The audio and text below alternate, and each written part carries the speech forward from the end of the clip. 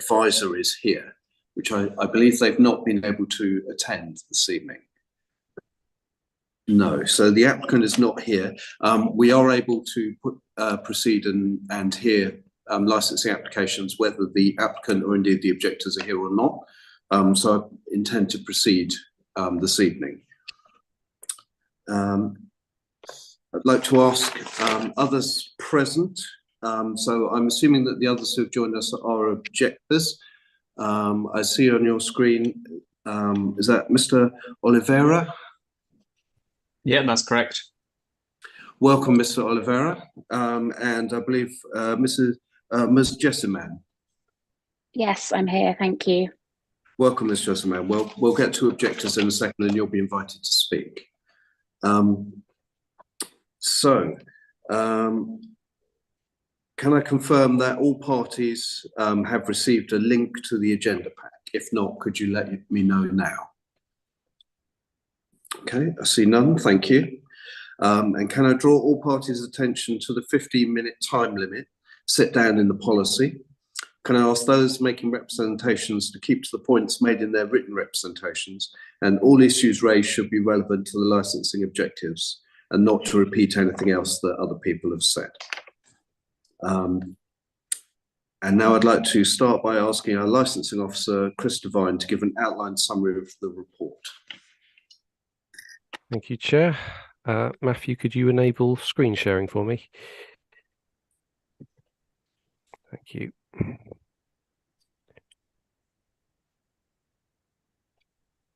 Okay, you can hopefully see a red screen. So this is item 5. So this is an application for the variation of a premises license in regards to Dag's Supermarket at 41 Greenwich High Road. So the premises is located here. This is off of the southwest edge of Greenwich Town Centre. It's located on Greenwich High Road. Hopefully you can see my mouse. Major landmarks, Greenwich Station up in the top right hand here. And then you've also got the Deptford Bridge DLR station down towards the southwest. From the sky, it looks like this. So Dag's Supermarket is located on the ground floor. This is a purpose-built commercial unit on the ground floor, and directly above it you've got residential apartments, and to the rear you also have more residents to the left. This is the Premier Inn, but you do have some more residents over to the right and directly opposite as well. On the ground it looks like this. So again, you can see some of the nearest residents directly above and to the left. The premises comprises the entirety of the frontage of the ground floor there. You can see that they are a full supermarket. They sell a variety of goods, including fresh produce, which they put out the front. This is the view looking down towards Deptford. Again, some of the nearest residents there, and you can just about see across the street through the van. And then in the opposite direction, up towards Greenwich Town Centre. And then the view directly opposite. This is the view taken from the front entrance. Looking into the shop, you can see one of the main alcohol display areas here on the right-hand side, which we'll have a closer look at now. So this is where they keep their alcohol, so their spirits and their sparkling wines, so their more expensive produce. Opposite the till area, they've also then got a selection of more unchilled wines, so mostly reds. And then in this corner over here, this is where they keep their chilled produce. So you've got white, rosés, beers, lagers, ciders, and a few pre-mixed drinks as well.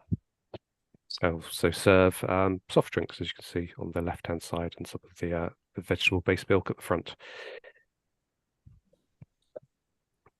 The applicant originally applied for their license back in January 2021, where they were granted the hours of Monday to Sunday, 10 till 2300 hours, so 10 to 11. It's not the first variation that they've applied for. They applied for another variation back in October 2022, where they asked for 7 in the morning until 2 the following morning. However, the committee the following month granted them a small extension an extra hour in the morning from 9 a.m. up until midnight, apart from Sunday, which kept their existing hours. They are now applying for Monday to Sunday from 9 o'clock in the morning until 0300 hours the following morning. And that is for the sale of alcohol for consumption off the premises only. They've not offered any new conditions, but what they have said in their application is the existing conditions of the license will apply to the extended times if the application is granted.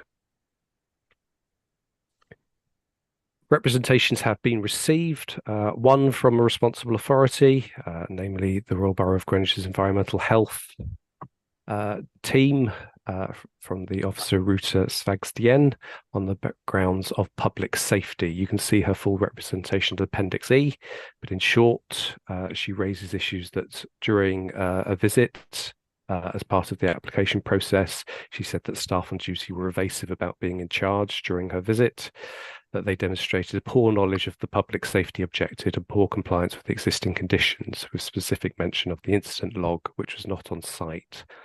She goes on to say that there was no evidence of meeting the public safety licensing objective observed at the premises, lacking proof of various safety measures and documentation. There have also been representations received from 7 residents. Again, those are laid out in full at Appendix F. But in summary, they've raised concerns as to antisocial behaviour from customers visiting during the extended hours who may already be intoxicated, having visited from other late night venues in the local area. Concerns as to increased foot traffic and associated noise during those extended hours. There's talk of existing incidents of crime, citing drug use, violence, antisocial behaviour, including drinking alcohol in the local area, and fears that these will be exacerbated if the application is granted. There's talk of an increase in litter and broken glass in the area since the premises started operating, and again fears that these will be exacerbated if the extension is granted. There's a specific allegation that the committee were misled with regards to there being no evidence of complaints at the previous licence hearing with regards to noise or disturbance on one of the residence sites, that complaints were made through one of the management companies for the residential block, who in turn did make contact with DAG a series of times. There's perceived poor compliance with conditions and or promises made at the previous hearing, for example, with regards to doorman and signage, for example, asking patrons to leave. Some other considerations to take into account. You would have received a supporting statement from the applicant. They have addressed some of the issues raised in the representation. So they say that they are willing to take steps to tackle local litter issues immediately outside the shop. So if the committee is minded to grant the application, a condition regarding that could potentially be imposed. There are model conditions in the licensing policy that your legal advisor can point you towards if that's something you decide to do. They note that no formal complaints have been made. Presumably this is complaints directly to the council or police concerning the premises. And they note that no representations have been made by the police for this application. They say that in the representations raised that a presumption has been made that drunks will be served alcohol. They note this is against their own policy, and indeed this is against national law. They mention that local issues of crime and disorder are not linked directly to the premises, and they mention that the licence holder is well aware of the consequences of breaching licence conditions, and that the committee are reminded of the power to review if those breaches were to occur. 2 other final considerations is the premises does fall within the Greenwich Town Centre Community of Impact Zone. That's in sections 11 of the policy, and there are some extracts from that further down in the report.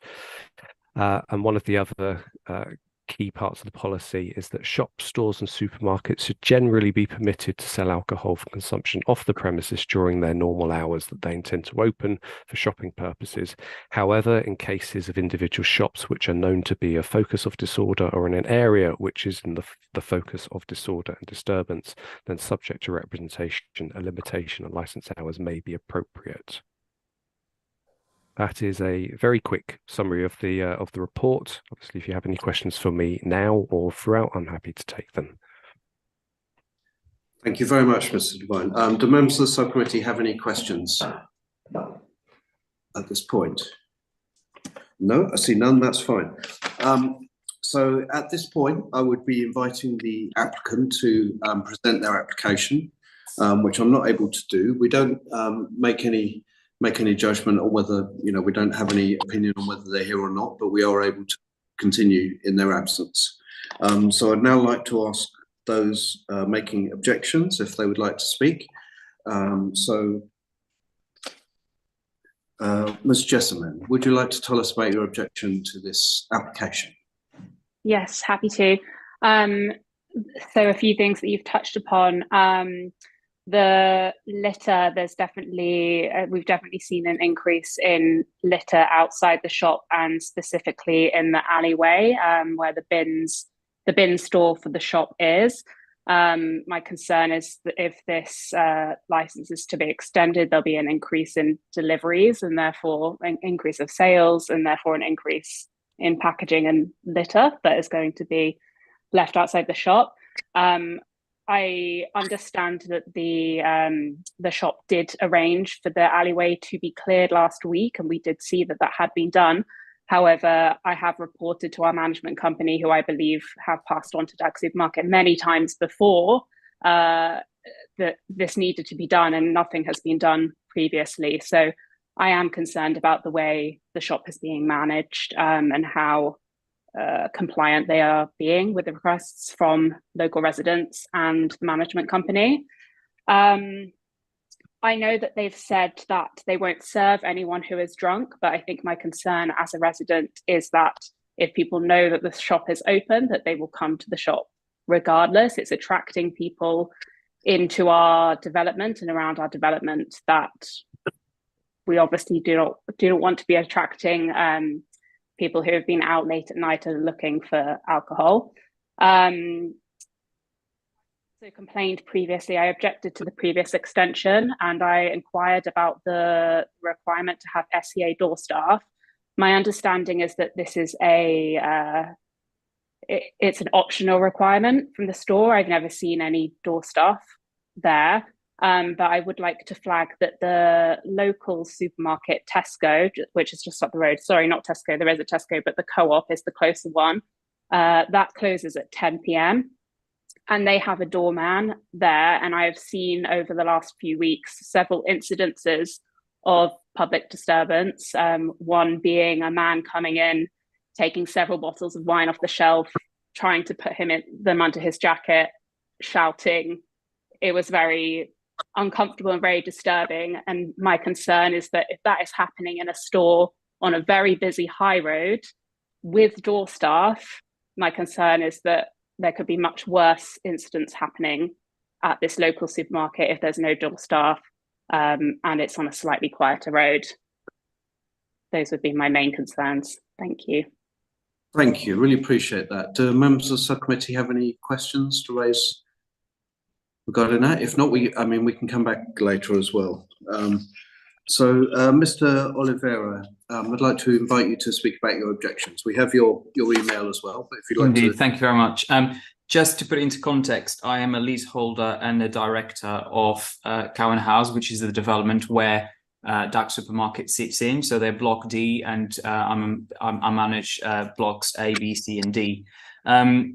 I think a lot of the things Anna's already said, so I will try and sort of concentrate on the other bits. I think on the statement of support that they put through, there's an erroneous extrapolation for them to say that just because there have been few incidents before midnight or 11 o'clock or 11 p.m. that's going to be the case if a license is granted for longer. I don't think they can predict that. There are fewer licenses, so that will attract more people. So I think that's not something that they can possibly say that's going to happen.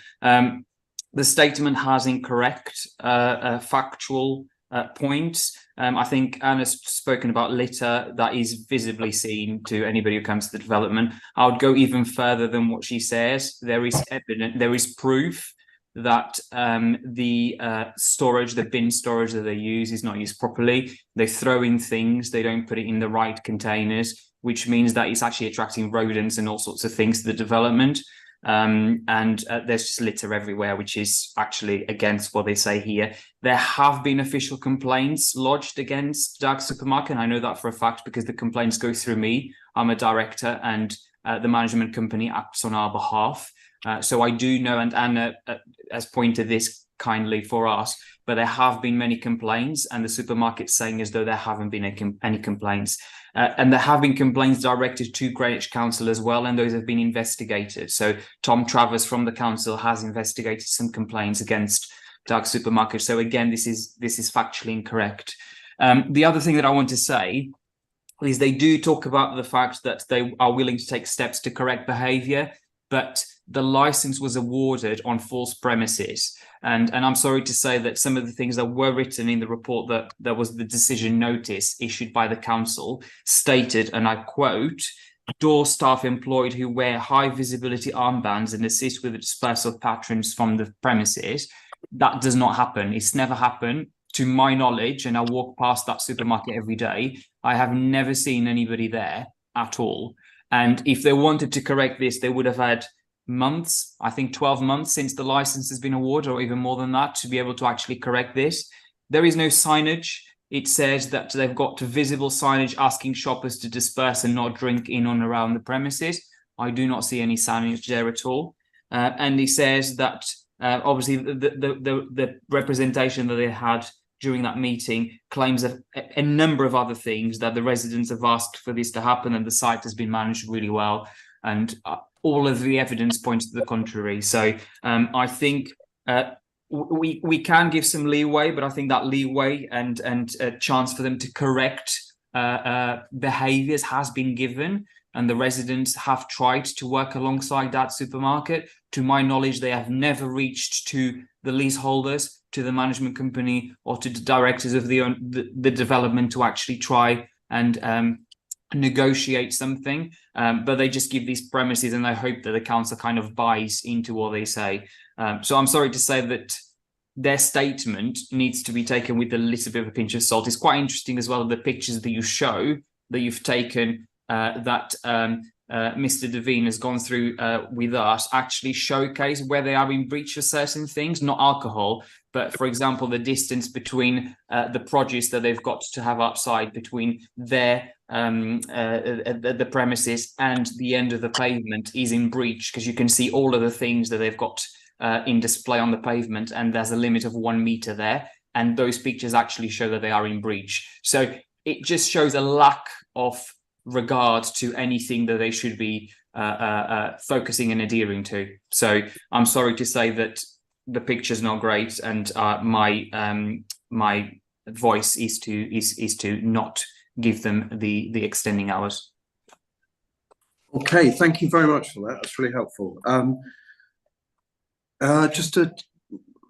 If I could just pick up a couple of points with you to see if I've understood. Of course. So when you say you've made complaints to the council, what were the complaints about? So the complaints were both to do with the alcohol license and the fact that he was awarded on false premises. When the last hearing had happened, the representative of Dark Supermarket were the last people to address the panel, and therefore the people who were voicing their views against didn't have an opportunity to counteract on those points. So I couldn't obviously predict that they were going to say something which was false before they'd said that statement. That had been investigated by the council, but it led to nowhere. But there's been all sorts of other complaints about the litter, about the nuisances, about the produce that they put outside that is not adhering to the standards. So there's been all sorts of complaints. So the fact that they say that there's been no formal complaints to date, I know for a fact that it is incorrect from a council perspective, but it's also incorrect from a management company perspective. Okay, so you've complained that the committee was not done correctly, and the council's responded to you. I wasn't on the committee, so I won't try and form a view on whether or not you were right. Of course, my complaint wasn't. Sorry, hold on. In terms of complaints about the way the existing company operate their license, what have you complained about there? You've complained about litter. Yes. Yeah. So the litter and well, I suppose that's probably the only one that's appropriate for the licensing. Yeah. Okay. Thank you. That's really helpful. And there was a reference to SIA door staff. Now, is this Am I reading from the right page? So within the existing license, under number 3, there's a requirement to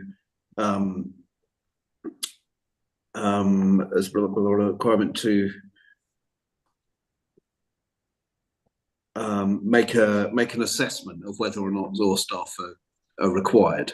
So is it your observation that they've never employed door staff, but given that what's happened in the area, they ought to have done, because it's clear? No, I think my observation is that the decision notice that awarded them the license to start with from the council clearly stated that that was one of the premises. So he said, and this is a quote from the decision notice: door staff employed who wear high visibility armbands and assist with dispersal of patrons from the premises. So I'm not saying that this is a problem of the council. I'm saying that the council awarded the license on the back of statements which were incorrect and made by the people who are trying to get the license. So I think that's in the decision license rather than the license itself. The decision, yeah, that's the okay. Thank you. I don't. So that's questions from me. Do members of the subcommittee have any questions for those objecting? Councillor Olubemi. Thank you very much, Chair.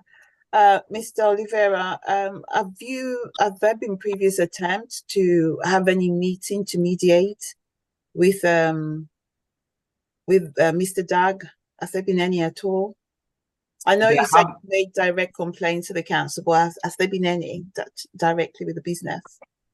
There haven't been any meetings as such because they haven't been forthcoming. So the way that it would work, I suppose, under my eyes, would be that this is managed through the management company, because that's what the management company should be about. So the complaints are collated by them, and we have asked the management company to get in touch to be able to mediate, but they've never really been forthcoming. So would you by any chance be aware of any attempts by the management company, which I suppose you said you're a director there, to contact them to try and see if things could be, sorted out? Yes, I am aware of various attempts which have not been met, have not been forthcoming. So they have responded to some emails to say that they would correct the problem. So we know for a fact that they know that there have been complaints, because there have been responses, but there haven't been any responses to engage in any sort of conversation. Okay, and these contacts, were they verbal or were they written? Were they emails sent to them? Emails, yes. Emails, and you have records of them? We've got records of that, yeah. Thank you. No problem. Yeah. Just one question from me, and thank you, Mr. Oliveira, for that submission. I just wanted to clarify on the point around signage. Am I right in understanding that there is no signage, or there is a lack of visible signage related to the sale of alcohol or to other bits that you raised in your submission? Yeah, so I think in the previous hearing, one of the things that had been spoken about has been the fact that there should be signage to encourage people to leave the premises if they shouldn't be there, and there's been no signage. I'm just trying to see, asking shoppers to disperse and not drink in and around the premises. So that had been something that had been discussed in the previous meeting, and the guarantee that was already there. And the signage had never been there even before or after. So I can't tell you exactly right now if the signage is there, but I can tell you up until very recently, there'd been no signs of signage, and this is obviously months and months after the original meeting. And that's specific to the sale of alcohol or to dispersing of people? I'm not sure about signage in terms of the sale of alcohol itself, because what I was looking for was signage of the things that they said they would have there, and they don't. So I'm not too concerned about signage that entices people to buy alcohol. I wasn't really looking for that, if I'm going to be honest with you. Thank you. Okay, thank you, everyone. I have one more, yes. Just one more. If I may just ask from both of you, how long have you lived in the development, both Mr. Oliveira and Ms. Anna Jessiman? I'm just assuming it's one word, your name, your surname. Apologies if I pronounce it wrongly. How long have you lived in the development? How long have you been there? I have been here since it was built from the beginning, so April 2019. April 2019. Okay. And that predates, Anna, if you don't mind me adding, that predates Dag Supermarket existing. So I have been here since January 2020, so a little bit later than Anna, but that was before Dag Supermarket was actually there. Okay, there was a reason why I asked that question, and thank you very much for answering. I just want to know, how was what's the change, or what are the changes that you have noticed, both prior and after, that has impacted your life? I mean, that's impacted the community. I know you've talked about some of the things that was put in the objections around antisocial behavior, broken bottles around. So what are the changes prior, before Dag Supermarket came there, and now? Do you get my question? You're looking I do. Sorry, I was just checking whether Anna wanted to go first. You can go first. I'll let you go first, Jose. So I think that the biggest visible one that impacts on a daily basis is litter, and obviously there are consequences of that. So, for example, rodents is a big consequence. So we can't manage the rodents if we've got blocks A, B, C, and D complying and the supermarket not complying, because rodents don't stop where the boundaries are. So that's the biggest issue. Broken bottles everywhere, the supermarket not respecting their boundaries, so actually putting their produce in places that are for access, because we share the alleyway with the supermarket. So for us to be able to reach our development into our houses, we have to go past the bit where they've got their bins. And so any rubbish, any broken bottles, they're all there. But I think it's also the type of people that the supermarket will be attracting until 3 a.m. in an area that is not well lit, that is, as a residential area primarily, is also of concern. Okay, so thank you for mentioning about the broken bottles, because I was actually going to refer to it. So the broken bottles that we're seeing, were there broken bottles that you think may have been from customers or from the supermarket themselves, from the managers at the supermarket or the staff at the supermarket itself? I don't think the bottles are from the super. Well, my assumption is that they would have been bought in the supermarket, but they're from customers. I don't think it's them disposing the rubbish, but I think those are two problems which we see. So there is the disposal of rubbish that is the supermarket, because they're not disposing of rubbish properly. And there is also, but I don't think that those are bottles. They're more the other things. So they're kind of produce and boxes and stuff like that. And then there are broken bottles, which I assume people are buying the bottles, and then they're just disposing the bottles when they drink the liquid. Yeah. The reason why I asked the question is just able to demarcate whether it's a rubbish issue or an antisocial behavior issue from customers that have used purchased alcohol from premise. So thank you for the answer. Anna, do you want to add anything else to that, please? Yes, I would. I'd also say, I know Jose's already mentioned the alleyway where the bin store is, but actually the alleyway is to the left-hand side of the store if you were to face it, to have it in front of you. To the right-hand side of the store, there is a public right-of-way. There is a gate, and then a public right-of-way that goes all around the back of the development and round into a small car park on the other side. They're also using that as a storage area. There's quite often a very big trolley that it seems to be constantly there alongside kind of boxes and rubbish. And that alleyway seems to be kind of an area that's becoming a fly tipping area. There's a kind of a wall in between where our property finishes. And then I'm not sure if it's publicly owned, the next bit, if it's Greenwich Council or if it's the property next door. But there's so much rubbish that's piled up down there. And I think it's a mixture of the Dag Supermarket leaving their stuff there and maybe not putting it away straight away or properly, and it's getting blown away or carried away. And then I think that's the litter behavior. But then I think on the antisocial behavior side, one thing I have really noticed since Dag Supermarket opened is because of the increase of footfall coming to the supermarket and seeing that there's a gate there, people go through the gate, go around the back. We've had lots of incidences just of people, sitting on benches around the back, drinking, leaving bottles underneath the benches or by the bins, but not in the bins or in the bushes. And when I first moved into the development, I used to go outside there in the summer and sit out there and walk around the back. I don't go there anymore because there's a lot of rubbish. There's a lot of people who I know don't live here because I've lived here for several years and recognize most faces. So it's people who are either coming, I don't know where they're coming from, but like I say, I believe that increased footfall that is being attracted by that supermarket, it is becoming known, I think, as an area where people can go and sit and drink and do antisocial behavior. We have also had incidents of people breaking in and attempting to break in around the back of the development where this public path is. Obviously, we can't say for sure that that has any direct link to DAG supermarket, but I would say that those incidents have only happened over the past 12 to 18 months since that supermarket has been in operation. Thank you very much. Thank you. Thank you, Chair.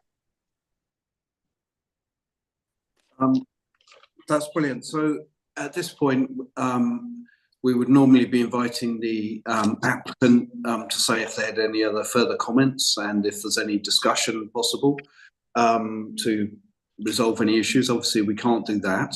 But so I'd just like to ask those who've objected if they've got any other comments they'd like to make before we draw this part to a close. We're okay. Yeah. No, thank you. Thank you for explaining your objections, and we have your emails and everything else that we've been sent in the pack. So the committee will now retire to consider this in private with our legal advisor, and we'll make a decision. Decision will be notified to everyone within, I think, 5 working days, and anyone who disagrees with the decision is able to appeal to a magistrate's court against the decision. So thank you very much for attending, everyone, and we'll be sending the decision out soon. Thank you. Thank you. Thank you.